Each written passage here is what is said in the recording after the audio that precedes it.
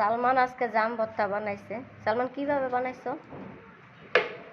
আগে ধুইছি, তারপরে এটা পাতিলে ঢুকাইছি, তারপরে ইয়া দিছি, লবণ দিছি, তারপরে ঢাকানোর পর তারপরে একটু ঢাকনা দিয়ে ভালো করে ঝাঁকানি দিছো। হ্যাঁ, তারপরে আবার মরিচ দিছি, পুদিনা পাতা দিছি। কিসের পুদিনা পাতা দিছো? কই দেখ নাই।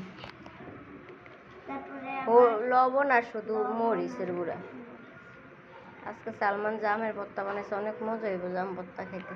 হ্যাঁ না এখন খাই না, খাইতেছি না তো।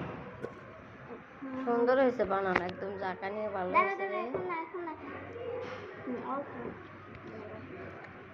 লবণ কম হয়েছে তাও মনে হয়।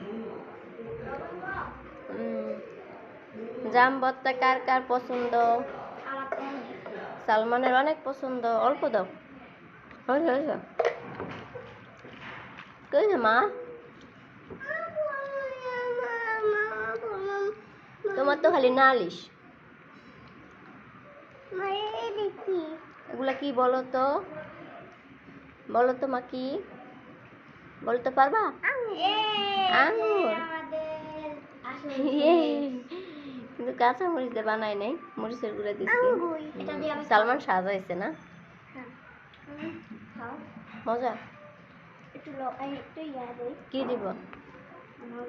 না না, লেবু দিও না। লেবু দিলে ভাল লাগবো না সালমান, টেস্ট নষ্ট হয়ে যাবে। এই যে তুমি মজাটা নষ্ট করে ফেলতেছো। এসা বলো তো এগুলা কি? বলো তো কি? বলো জাম। জাম, জাম ভর্তা। এই দেখেন গাইস, সালমানের হাতে জাম ভর্তা সেই মজা।